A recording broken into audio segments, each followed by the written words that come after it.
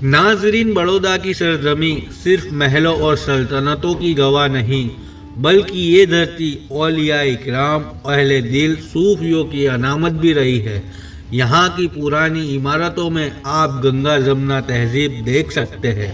ऐसी ही एक इमारत की हम बात करें तो बड़ौदा का राजमहल लक्ष्मी विलास पैलेस, जो एक नज़र देखने पर यह लगता है कि इसकी बांधनी यानी बनावट एक हिसाब से एक हिस्सा मंदिर, बीच का हिस्सा गुरुद्वारा, उसके बाजू का हिस्सा चर्च और उसके बाजू का हिस्सा मस्जिद की तरह दिखाई देता है। और ये देख करके ये साफ नजर आता है कि गायकवाड़ राज परिवार सभी धर्मों का आदर और सम्मान करता हुआ नजर आता है। और नाजरीन, ये पैलेस बनाने की शुरुआत 1878 से शुरू हुई और 12 साल इसे बनने में लगे, यानी 1890 में ये बनकर तैयार हो चुका था। और नाजरीन, ब्रिटिश आर्किटेक्चर के द्वारा ये पैलेस बनवाया महाराजा सर सयाजीराव गायकवाड़ थर्ड ने, और इसकी जानकारी ये तख्ती में लिखी हुई है। और नाजरीन, इसका जो कंपाउंड एरिया है वो 500 एकड़ में फैला हुआ है और ये राजमहल लंदन के राजमहल से 4 गुना बड़ा है।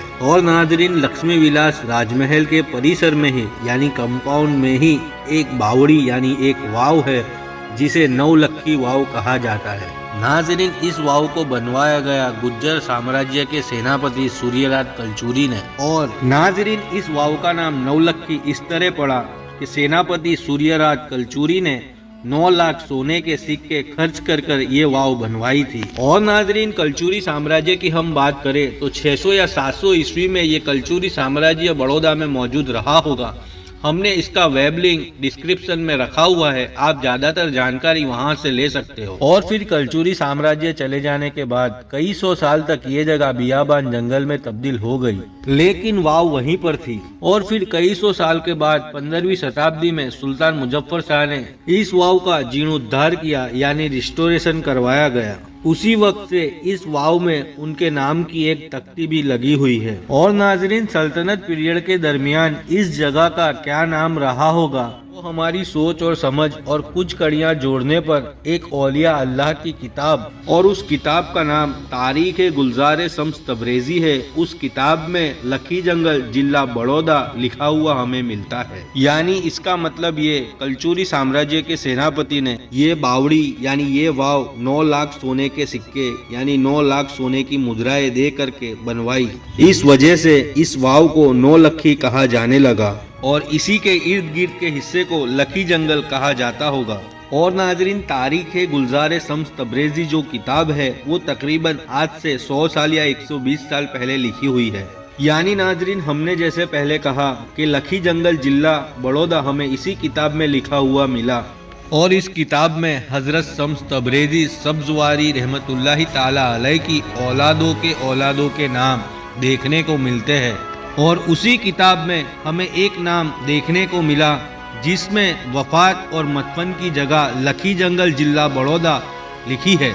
और उन बुजुर्गान दीन का नाम हजरत सैयद इस्माइल इब्न हसन कबीरुद्दीन कुफरे सिकन रहमतुल्लाहि ताला अलैह है। और इस किताब के मुताबिक इनके वफात की हिजरी 800 बताई गई है। यानी हजरत की वफात की हिजरी के मुताबिक गुजरात के सुल्तानों की हुकूमत मौजूद थी। और अगर हम तारीख के मुताबिक अगर हम बड़ौदा की बात करें तो सल्तनत पीरियड के 2 मज़ारात की मौजूदगी बड़ौदा में दिखाई देती है। पहला मियाँ महमूद का मकबरा जो मियाँ महमूद की वाड़ी के नाम से मशहूर है।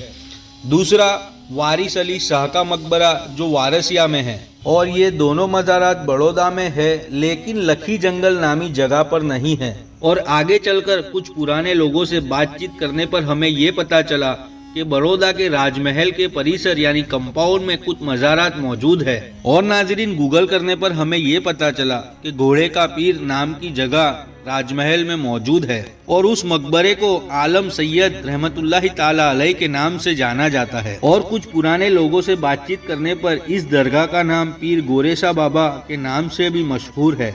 लेकिन नाजरीन, जिस वक्त हमने इस मकबरे की गूगल पर फोटो देखी तो हम हैरान से हो गए कि इतना अजीमुस्शान बना हुआ मकबरा जिसे घोड़े का पीर या पीर गोरेशा बाबा या आलम सैयद नाम हो सकता है।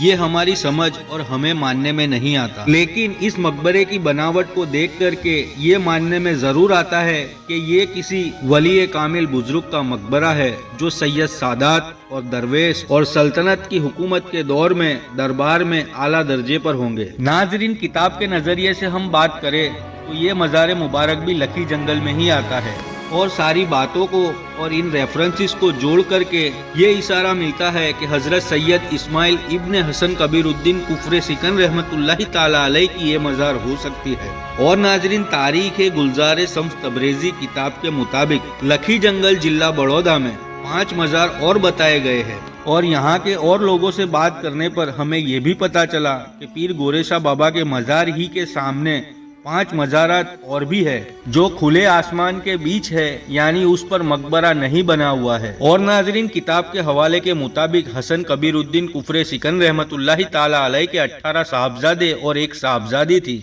और उसमें से 5 साहबजादाओं की वफात लखी जंगल जिला बड़ौदा में बताई गई है। नाजरीन, हम आपकी जानकारी के लिए ये बता दें कि पीर सैयद हसन कबीरुद्दीन कुफरे सिकन रहमतुल्लाहि ताला अलैह कौन है। हमारे आका हुजूर मोहम्मद मुस्तफ़ा सल्लल्लाहु ताला अलैहि वसल्लम से सैयद पीर हसन कबीरुद्दीन कुफरे सिकन रहमतुल्लाहि ताला अलैह 25वीं पीढ़ी पर आते हैं। आप हुसैनी जाफरी सादात है और इन्हीं हजरत के साहबजादे हैं हजरत सैयद इस्माइल इब्ने हसन कबीरुद्दीन कुफरे सिकन रहमतुल्लाहि ताला अलैह। और इनके एक भाई है हजरत सैयद लाल कलंदर अली उर्फ लालशाह इब्ने हसन कबीरुद्दीन कुफरे सिकन और इनकी वफात भी लखी जंगल बड़ौदा में बताई गई है। और किताब के मुताबिक लखी जंगल जिला बड़ौदा में जो 5 मज़ारें बताई गई है उसमें से एक मज़ार मुबारक इन हजरत की भी हो सकती है। और नाजरीन, लोगों से बातचीत करने पर हमें ये भी पता चला कि महमूद बेगड़ा रहमतुल्लाहि ताला अलैह का जिस तरह तावीज़ है उसी तरह इस मकबरे का भी तावीज़ बना हुआ है। जिस तरह महमूद बेगड़ा रहमतुल्लाहि ताला अलैह के साहबजादे और उनका तावीज़ नक्शीदार और नक्काशी भरा हुआ है, उसी तरह पीर गोरेशा या घोड़े का पीर का भी तावीज़ बना हुआ है। नाजरीन, हम ये दावा तो नहीं करते, लेकिन ये जो मालूमात है हमने बहुत सी रेफरेंसेस इकट्ठा करके एक माला में पिरोए हैं और सारी कड़ियां जुड़ने पर इस बात का इशारा होता है। और आज के मुताबिक बड़ौदा के राजमहल के दरगाह के हिस्से में जाने के लिए किसी को भी परमिशन नहीं है, लेकिन ये बड़ौदा के राजमहल के राज परिवार का प्राइवेट रेसिडेंस है, यानी बड़ौदा के राजमहल में रहने वाला राज परिवार ही इस दरगाह की खिदमत और वाव का जिम्मा संभाले हुए है। इसीलिए हमने शुरुआत में ही कहा कि गायकवाड़ राज परिवार सभी धर्मों का आदर और सम्मान करता हुआ नजर आता है। और नाजरीन, अगर आप बड़ौदा के राजमहल में गए हो तो इस दरगाह को देखा हो तो हमें कमेंट करके जरूर बताइएगा और आपकी कुछ राय भी हमें पेश कीजिएगा कि आपको ये सारी कड़ियां जोड़ने पर आपकी क्या राय है, हमें कमेंट करके जरूर बताइएगा। अस्सलामु अलैकुम व रहमतुल्लाहि व बरकातहू।